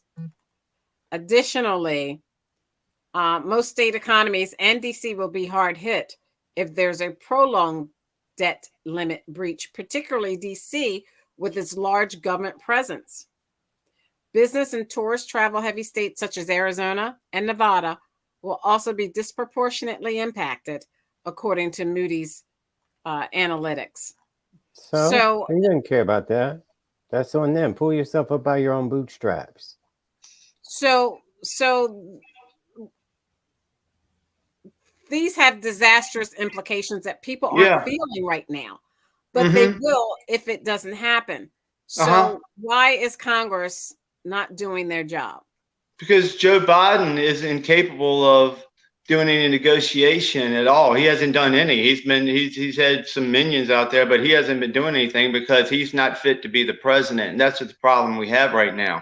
He's way overspent. He's the puppet, the green agenda, and everything they've done. It's way too much. And I don't know if I agree with Aguna, because I think there's a lot of money that we've spent that hasn't gone anywhere yet that we can roll back. And the Republicans want something from the Democrats to get an agreement. And that's what Joe Biden used to do. When Joe Biden had half a brain, when Joe Biden, Joe Biden doesn't have a brain anymore. True. So he can't negotiate. He has not negotiated with them. It takes two people to negotiate. Right. So to sit here and just say it's all on him. It's McCarthy negotiating, so it's only on Joe Biden to negotiate. Got it. You just want to blame somebody. You always want to blame somebody. You don't come up with any solution. Everything out your mouth is Joe Biden's fault. No, it's Biden's handler's fault. You said it like 50 times on the show. I can almost predict what you're going to say. Joe Biden's fault. But it's factual. Just say Joe Biden next time. Save us the moronic. Joe Biden sucks as president. Save us the. Okay, sorry. You said it before. I mean, we know what you're going to say, Stephen. I got to get. Blame somebody else. Joe Biden sucks. Article, he keeps saying it. He keeps saying it. You don't believe me? Yeah, it's his fault. You agree that Joe Biden sucks? Okay, I'm stopping. It's Joe Biden's fault. No, tell me Joe Biden doesn't suck as president. All right, 3 states. If you look at this article, then you're mentally ill. Stephen, stop. We get it. All right, you're angry. I'm not angry at all. I'm just spitting facts. Okay, I'm sick of both of y'all. Stop. A real threat. In its report, Moody assigns a 10% probability to a breach of the debt ceiling. It's up from 5% previously. What once seemed unimaginable now seems a real threat, said the Moody's Analytics chief economist Mark Zandi in his report. Keith, this is a real possible threat when the United States does not pay their bills. And people in the States are going to be hit the hardest.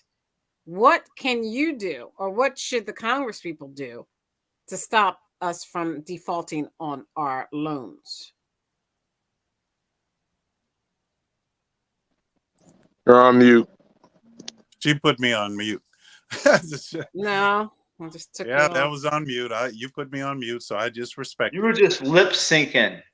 No. Anyway, the point is, look, I'm a little bit fed up with this.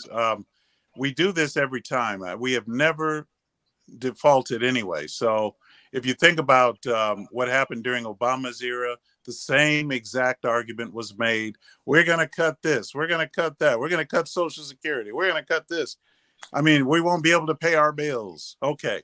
So the argument is just all that we're arguing here is irrelevant because none of us have any power to do anything. That is up to Congress, and Congress will do what it always does. They're going to go on and approve it, eventually, probably at the midnight hour, just like they do every time. Yeah, but shouldn't they have some compromise, right, Keith? They should compromise. Yeah, they already do have compromise because McCarthy already put it in, but Biden is already talking about rejecting it. So, because Biden will not compromise. Right, exactly. Oh my gosh! So I'm glad this wasn't an issue under Trump when he actually spent the money that we're trying to pay for now. I mean, it's not about when you can't have a one-sided compromise. It just doesn't make any sense. Everything that McCarthy is proposing, based on what Keith said, we can't do anything about it. So why are we even talking about it? Well, the thing is, you don't compromise. You don't try to cut spending when you're talking about the debt ceiling, because that's stuff that you've already spent. So if you're saying that the Democrats or Joe Biden doesn't want to compromise, what do they need to compromise on? This is a bill. We got to pay it. Why are we trying to say, hey, let's cut all these things now? When you go and you're creating the budget, again, we're not creating a budget. We're just approving paying for what we've already spent. It's a completely different subject. Already spent, then don't spend so much money in the future because we can't afford it. I agree with that, but that's not the time to discuss it. Compromise there is what I'm saying. Well, that's when you make the budget. This is not the time. We're not making the budget. No, if they want to pass this huge bubble right now, then make something for the future then. Okay, go ahead. What are you talking about? Compromise so if you stop spending so much money. Nas wants to help you all. Go ahead. They're not going to stop spending. It'll pay. To answer Keith's question where he said, what can we do besides talk about it? No, there's actually something you really can do. Anybody who has voted for a Republican or considers themselves a conservative can call the RNC, call the representative, and say, hey, we don't think this is good policy. We don't think this is good tactics. This is something that they discovered in 2010 as a way of basically playing chicken with the United States credit rating to make the Democrats either look bad or cave to some of their demand. But ultimately, the whole country suffers from it. This is not a both sides-ism issue. This is something budgetarily that the Republicans have figured out that they can apply pressure on. But the problem is everybody's in the car together. You know what I'm saying? It's like the angry driver who says, I'm going to take us over into that telephone pole. Well, the problem is everybody's in the car together. So the Republicans should throw this away at the tax. It's damaging to ultimately the American credit rating, our standing in the world, our ability to sell T-bills and everything else across the globe to other people to make even more money and to also secure the future of America. So this is just really bad policy by the Republicans. If their constituents were aware of that and really knew what was going on, they would stop them from doing this. Now, as far as their concerns about overspending, the time to do that would be when the budget is being put together, not now. Now, if the Republicans are saying, hey, you guys back off here, but next year when it's time to put that budget together, we want more say in it. We want more influence in it. That's a reasonable position. But what they're doing right now is ultimately, like, this is just, I mean, I don't know what else to call it, but budgetary terrorism. Like, this is terrible. And the reason they didn't do this during the Trump years is because despite the huge budget that the Trump administration had, it was in their interest not to say anything or make it into a big deal. That's why you go back to what? 2010 is the first time they did it, and now we got now, where this is going on, where, again, all you're doing is hurting your own citizens, and we got to stop acting like this is a both sides of an issue. No, this is one party who has decided this parlor trick is something that you can pull off and still get away with and be happy. So yeah, this is too far, man. You gotta stop this. So we're going to do our roundtable discussion. We're out of time. 2 questions, starting with Keith, Stephen, Nas, Aguna, and then Cousin Todd. First question is Trump and the rape lawsuit. The jury rejects the rape claim, but finds Trump liable for sexual abuse in 1996 attack. And the other one is about Arizona moving a homeless encampment and not giving the homeless anywhere else to go. Keith, start with you. Oh, Okay, moving the homeless encampment. I don't know. I don't know about that. I don't know what's going on with that. But as far as Trump goes, we can move on now, and hopefully this is over. But Trump's going to have to. He's going to appeal. He's going to appeal, and that's good. He can do that. He has a right to. After you find out that he's not going to go to prison for it. So all this is just to smudge his. They think his chances for 2024, and that's all they're doing now. Lawsuit after lawsuit after lawsuit after lawsuit. But I don't think it's going to work. So he'll still be, hopefully he will be elected in 2024. I will still vote for Trump, and I'm sure that Aguna and Nas will still vote for Biden. That's probably, and Todd. So that'll probably be the way it goes. Nobody's going to change anybody's mind. I don't think anybody on this show is going to change their mind. And who's Stephen going to vote for? Oh, that's right. Brother Steve. Whoever you tell him to vote for? I don't know. I don't tell Steve. Stephen will tell you himself. He's his own. RFK Jr. Okay, thank you, Stephen. So let me tell you about, if you look at my screen up I have now, in Phoenix, there was an encampment, a huge homeless camp. I'm sorry, let me get the screen back. A huge homeless camp. I'm trying to get the screen back. Sorry about that. One I thing, when think we Title can just Title 42 will be cleared after neighbors sued. What happens to its vulnerable residents is an open question. This was written by Gabe Cohen, CNN, Monday, May 8th at 10:06 a.m. As a young widow watched as the helpers wended through the zone at sunrise, offering what they could, water, a bus ticket, or a shelter bed if one was open, standing beside her tent, Rayanne Denny sized up the sprawling camp of 900, a homeless camp in Phoenix, Arizona of 900 people along sidewalks in downtown Phoenix. She said it's a whole nother world. The 37-year-old ended up homeless just last year after her husband died, and she couldn't pay the bills alone. So Stephen, we'll start with you. It looks like the citizens in that area sued, but you can't just, our country's too rich. You can't just move and clear out an encampment of 900 people that have nowhere to go, to send them where? Nowhere to go. Well, hopefully they get some help, because people that are coming through this country illegally, they get $1,000 a night apartments. They get all kinds of help. They get stuff that our veterans don't get, that our homeless people don't get. Maybe treat our homeless people better, close the border, stop all that garbage that's going on down there, and take care of our people, because people shouldn't have to live in a tent. Maybe things could help them out. Maybe things could be better. I don't know. I don't think that's cool. But if you're an American citizen, then you should be treated better than people who just came in this country 5 minutes ago. I mean, if that makes me a racist or an a-hole, then the a-hole racist I will be. But then the other thing, wear it with a badge of honor. Wear it with a badge of honor. Yeah, I'm a racist a-hole because I want the people in this country to be treated well. Because you don't answer the question. You're trying to deflect. Answer the question about the subject. You're right. I'm saying if the people, you don't want a tent encampment anywhere near you, because there's drugs, rape, murder, whatever. A lot of these people are bad people. But with the rape, with the fake rape case, huh? With the fake human activity goes on in that small space, the same as in a big space. Listing those out to try to terrify people, to make them into some. I'm not trying to terrify anybody. I'm saying people don't want that in their neighborhood. You can't sell $1 million house when you got a tent in your backyard. So CNN, the guy Anderson Cooper.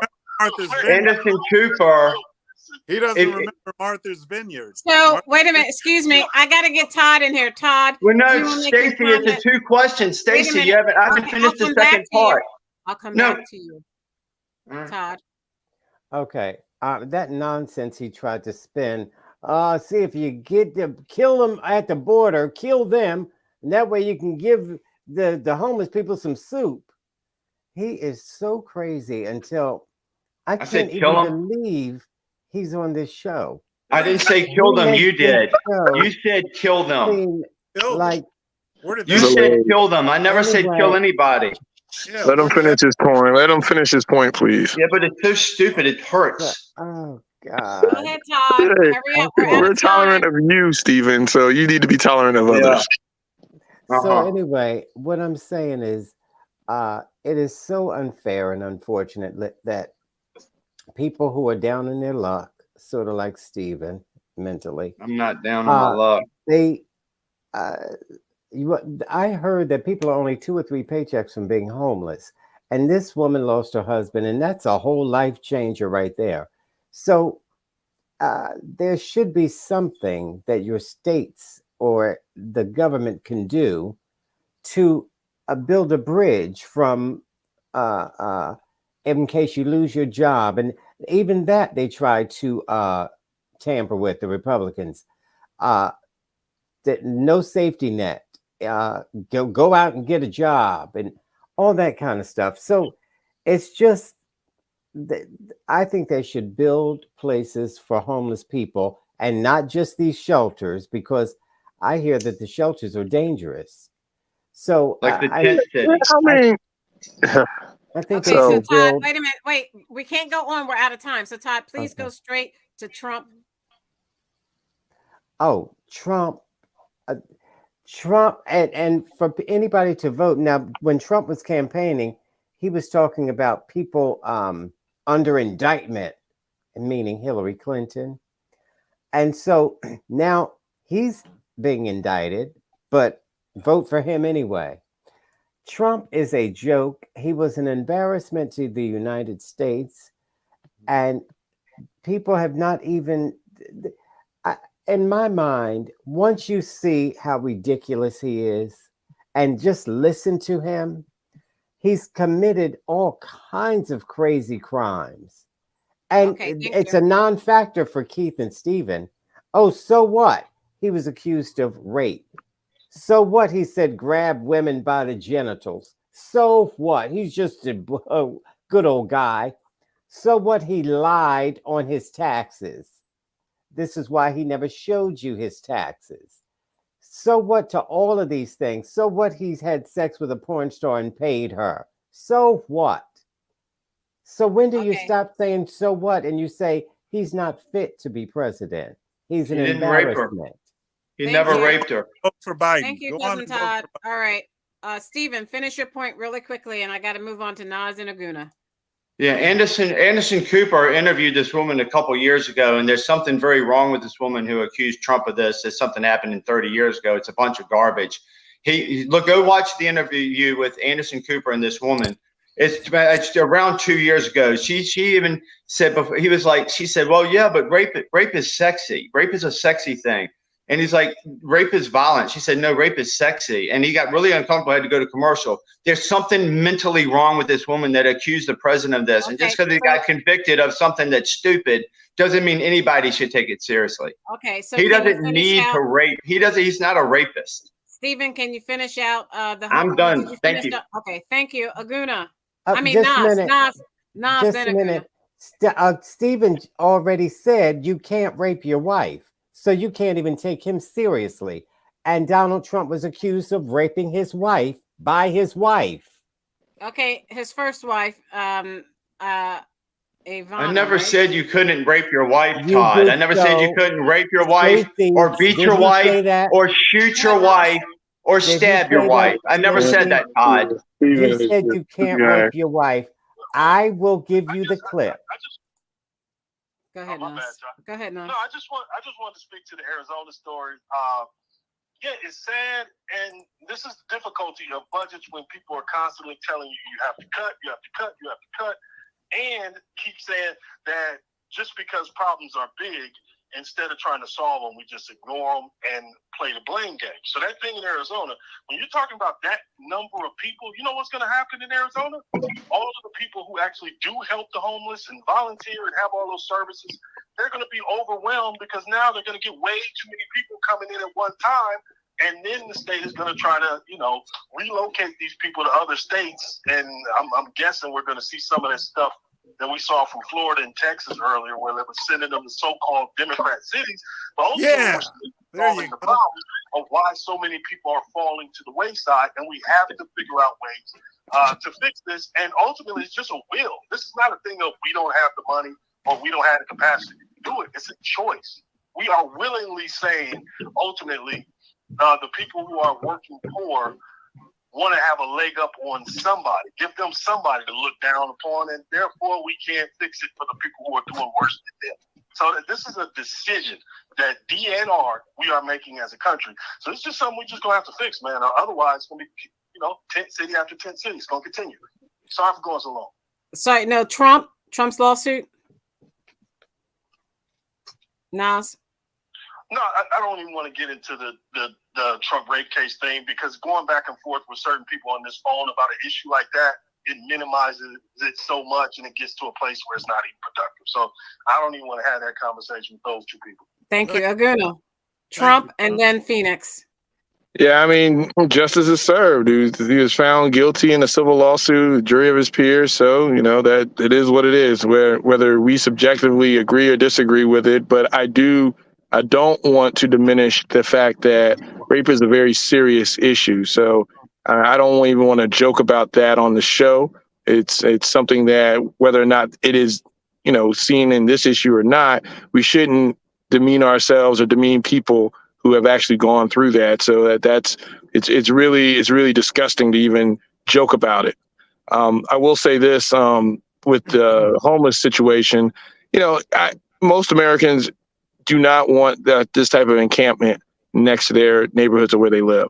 We have empathy for the homeless, but again, you don't want one in your backyard.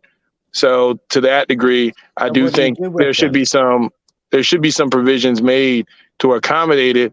But let's also be sensible to the fact that it's okay for us to say, hey, you know what? I don't want this tent city near me. But at the same time, we should also try to have some type of compromise around housing. Again, a lot of people are working poor, like Nas said. You can't earn a living wage and afford housing and afford groceries and these type of things. So, there should be some programs put in place where people can have housing. And then there's also a lot of these homeless folks are released from mental institutions. I know in South Carolina, they release them on the street, and then the police just give them a bus ticket to wherever they want, and it's somebody else's problem. It's what's going on around the country. So you're just basically moving homeless from state to state and not really solving the problem at all by giving them a life or something to nail down. But removing the tent city was just a symptom of a bigger problem. It is, and it's something that is near and dear to my heart. We need to do something in terms of solving it in each city. Our country as a whole is too rich to allow our people to fall by the wayside like that. Why is the mayor said that it was a stain on our humanity? The mayor of New York said we're beyond capacity, and the churches are beyond capacity. They can't take it. Right. Then we need to start There's a lot of erecting noise, housing. and it's probably Keith or Steven. And start putting up housing for the homeless, for them to live. I mean, build it. Steven's taking down his tent. Refurbish old hotels, make them into apartments. Families should not be homeless by any means. This country is just too rich for that. And it looks bad on us as God's children to treat to treat God's other children in this way, and it has to stop. To our first responders in our communities, you make our lives livable. Thank you, thank you, thank you. To our women and men of the U.S. military for all that you do in sacrificing your lives so that we are free to say whatever we choose. He is homeless. On this show, we are forever indebted. On behalf of Aguna, the Nigerian moderate Republican, Keith, please. Education of mine is a terrible thing to waste. Don't be like the folks on this show. Keith. Don't be like the liberals. Do it, Stacey. Just say it. The constitutional conservative. Stephen, are you ready, Stephen? Oh, he's never camera ready. Oh my God. He's in the tent city. He's in the tent city. He's in Arizona. No, I'm in the garage getting my Nas. bike. Thank you, Nas. Oh God. Thank you for joining us, and my cousin Todd. I want to Remove your ride my tent, Steven. bicycle. Remove your tent, Steven. I'm Stacey Johnson. Um, Let's keep this conversation going I don't have on a Twitter, Facebook. Follow us. Please like and subscribe on YouTube. Follow I us wish on I had a tent. Instagram. Check us out on Twitch. And what's the other thing? The Twitch and I don't even Paul? go on that thing. Twitter. No, it's that other thing that woman's on. No. It was another one, Twitch and something else. Anyway, follow us and like us on Stephanie Stallworth's The Flow Television Network. I know what that is. Yeah, Flow. But That's what I was thinking about. Flow. Flow. No, it wasn't The Flow. It was another network. We'll talk to Oh, you okay. next week. Thank you. Another social media platform. Okay. That'll Good work. night. Okay. Good night. Hey, Y'all have a great night. hey, crazy. Couldn't you wait until we were off the show before you I start think we doing were all already that off the weird show then. stuff? Get out of Weren't we here. off the show? But You're off. I got You're a crazy. busy life, man. I never stop. No, ma'am. I got to be somewhere, man. No. You Yeah, I got had to get all go my that stuff together. I thought we were encampment. basically off the show by then. You got to meet your friends over there at the shelter, right? I'm sorry, Stacey. I wasn't terribly professional, but I got to take a ride and go see some friends real quick. Yeah, before they get moved. Yeah, before they have to pull up the spikes on their tents. Yeah. Okay. They What just did have a you little say, pup Nas? tent. No, I was asking if Steven put in his good tooth. Steven did who? Put in your good tooth. Did what? Your tooth. Your good tooth, he tooth. said. I don't know Aguna's, what he's You talking have about. one tooth that you put in. Aguna's gone. I don't know what he's talking about, man. Yeah. All right. Good night, everyone. Have a good Good night. Good night. Y'all have a great night. Enjoy yourselves.